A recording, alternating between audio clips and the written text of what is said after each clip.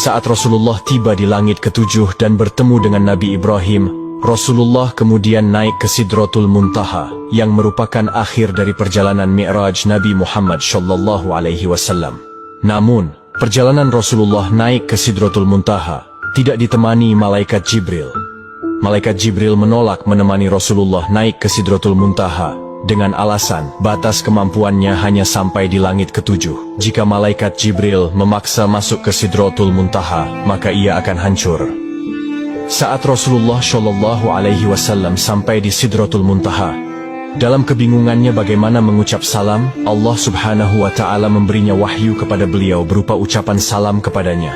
Kemudian Rasulullah SAW mengucapkan salam dengan kalimat At-tahiyyatul mubarakatush salawatuth thoyyibatu lillah. Salam sejahtera yang penuh barokah dan salam sejahtera yang amat baik adalah milik Allah Ta'ala.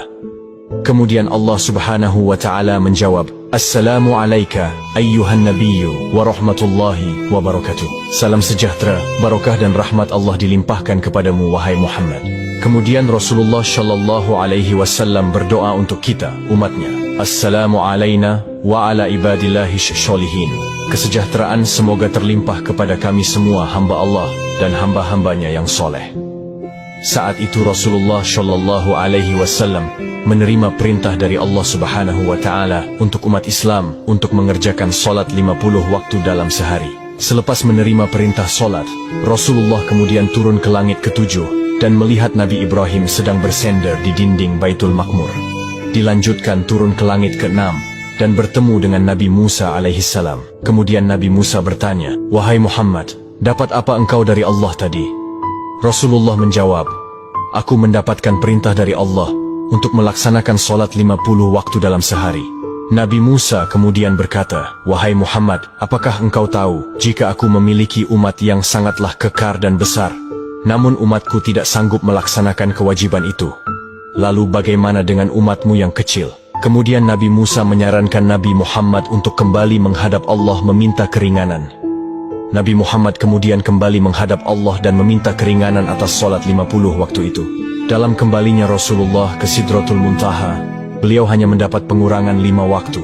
Dan pada saat itu, Rasulullah sampai 9 kali bolak-balik dari langit 6 ke Sidratul Muntaha untuk meminta keringanan dalam perintah solat tersebut. Sampai pada akhirnya Rasulullah menerima perintah solat hanya 5 waktu dalam sehari, kemudian turun dan menemui Nabi Musa.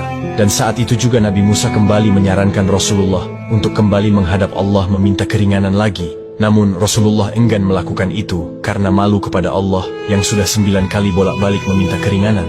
Dengan senyumnya Rasulullah berkata, Aku sudah diberikan oleh Allah yang paling pokok 5 waktu, dan Allah telah menetapkan untuk setiap satu waktu itu bernilai 10 waktu. Di tanggal 27 Rajab ini, di mana malam itu Rasulullah SAW mendapatkan hadiah dari Allah untuk umatnya berupa solat wajib 5 waktu. Maka dari itu sahabat yang dirahmati Allah, jangan pernah mengabaikan hadiah dari Allah ini, yaitu solat. Karena solat adalah tiang agama, maka siapa yang mendirikan solat, berarti ia menegakkan sendi-sendi agama. Dan siapa yang meninggalkan solat, berarti ia telah meruntuhkan sendi-sendi agama. Saat Rasulullah tiba di langit ketujuh dan bertemu dengan Nabi Ibrahim, Rasulullah kemudian naik ke Sidratul Muntaha, yang merupakan akhir dari perjalanan Mi'raj Nabi Muhammad SAW.